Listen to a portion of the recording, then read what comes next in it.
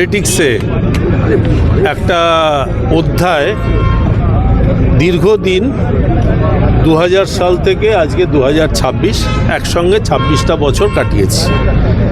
মানে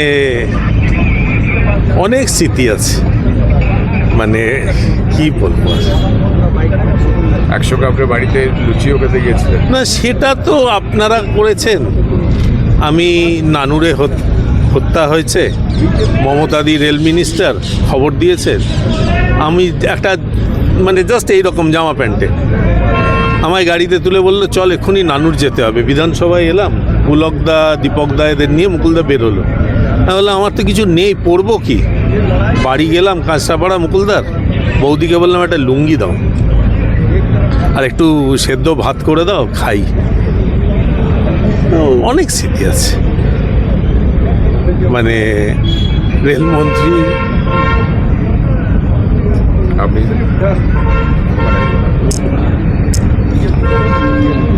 আপনি কি কাঁদছেন?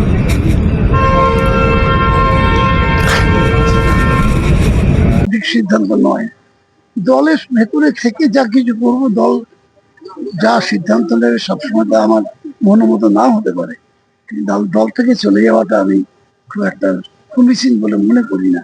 এটা ব্যক্তিগত সিদ্ধান্তের ব্যাপার, আমার নিজের অনুভূতির কথা আমি জানালাম। কিভাবে দেখছেন স্মৃতিচারণায় আমাদের দলের যে উত্থান, মমতা বন্দ্যোপাধ্যায়ের লড়াই, সেই লড়াইতে মুকুল নিঃসন্দেহে একটা ভূমিকা পালন করেছিল। আমরা সবাই একসঙ্গেই ছিলাম, মুকুল নিশ্চয়ই একটা ভূমিকা পালন করেছিল। বিশেষ করে একটা দিনের কথা আমি বলতে চাই, তখন মমতা বন্দ্যোপাধ্যায় দিল্লিতে দল তৈরি হচ্ছে। সেই সময় আমি সুব্রত বক্সী এবং মুকুল রায় তিনজন আমরা ছিলাম মমতার এখানে কলকাতায়, আর মমতা বন্দ্যোপাধ্যায় ছিলেন দিল্লিতে। মমতা আমাদের কাছে জিজ্ঞেস করছিল যে কি হবে, আমাদের ওপিনিয়ন নিচ্ছিল আর কি, আমরা যারা সঙ্গে আছি। তখন সুব্রত বক্সী, মুকুল এবং আমরা তিনজনই একসঙ্গে বলছিলাম। প্রথমে আমি একটু আপত্তি করেছিলাম, কিন্তু পরে বলছিলাম ঠিক আছে, এগিয়ে যে আমরা আছি। ওই সেটা সিদ্ধান্ত হয়ে গেল এবং সেদিন মমতা বন্দ্যোপাধ্যায়, অজিত মাঝা এবং কৃষ্ণা বসু সই করে দল গঠন করেছিলেন। তো মুকুল রায় দীর্ঘ আন্দোলনের সাথে আমাদের, এবং খুব শান্ত ধীর প্রকৃতির হলো, তীক্ষ্ণ বুদ্ধি ছিল। সেসব ব্যাপারে বহু ক্ষেত্রেই আমাদের দলের বিভিন্ন সময় ধরনের সিদ্ধান্ত হবে না হবে এইসব ব্যাপারে মমতা বন্দ্যোপাধ্যায় ওকে যথেষ্ট গুরুত্ব দিতেন আমাদের দলের মধ্যে। ওর চলে যাওয়াটা, যদিও অনেকদিন ধরেই শরীর খারাপ যাচ্ছিল ওর চলে যাওয়াটা নিঃসন্দেহে একটা বড় ক্ষতি আমাদের দলের পক্ষে। কিন্তু তবুও প্রত্যেক মানুষেরই জীবনের একটা সময় ধরা আছে যে কবে সে চলে যাবে, সেটা আটকাবার ক্ষমতা আমাদের নেই। কিন্তু আমি তার জন্য তার প্রতি আমার গভীর সমবেদনা আছে, তার পরিবারের প্রতি আমার যথেষ্ট সমবেদনা আছে। আমি তার হত্যা শান্তি কামনা করি। একটা সময় মুকুলদা বিজেপিতে চলে গেলেন, আবার তারপর মুকুলদা খুব ভালো সংগঠক ছিলেন, এ বিষয়ে কোথাও কোনো সন্দেহ নেই। আর পার্টির প্রথম দিন থেকেই তিনি ছিলেন। আমার 99 সাল থেকে ওনার সঙ্গে কাজ করবার সুযোগ হয়েছিল।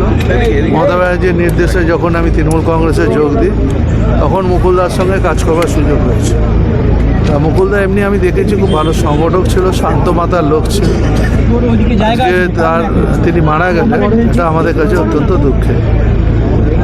এর আগেই মানে এরকম ঘটনা না, উনি অনেকদিন ধরেই অসুস্থ হয়ে ভুগছিলেন। মাননীয় মুখ্যমন্ত্রীও 3বার দেখে এসেছেন, ওনাকে 3বার দেখে এসেছেন। আজকে সব ব্যবস্থাই ম্যাডাম মানে দিদি নির্দেশেই সব কিছু হয়েছে। দিদি আমাকে সকালবেলা ফোন করেছে, দিদি জানিয়েছে। তারপর আমি অ্যাপোলোতে গেছি, অ্যাপোলো থেকে আমরা বিধানসভা অব্দি নিয়ে এসেছি। এরপরেরটা পার্থভূমি অভিষেক বন্দ্যোপাধ্যায় নিজে গেছে, ওরা বাদ বাকি কাজটা করবে। পুরো স্মৃতি অনেক আছে, মুকুলদার সাথে প্রচুর গল্প।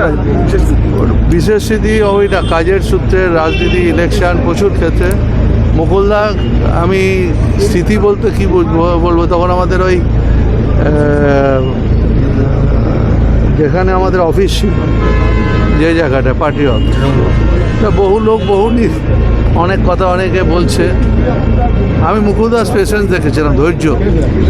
যে উনি অনেকে একটু জোরে কথাও বলছে, কিন্তু মুকুলদার ঠান্ডা মাথায় সব কটা সেদিন বুঝেছিলাম পেশেন্স আছে লোকটা, আর লোকটা সবাইকে চেনে আর নাম ধরে সবাইকে আর কথা বলতে পারে। পরে রেগে গেছিলো, এই ভাই তোরা বলছিস কেন, কিন্তু দেখলাম সব লোকের সঙ্গে একটা ঠিক কথা বললেন।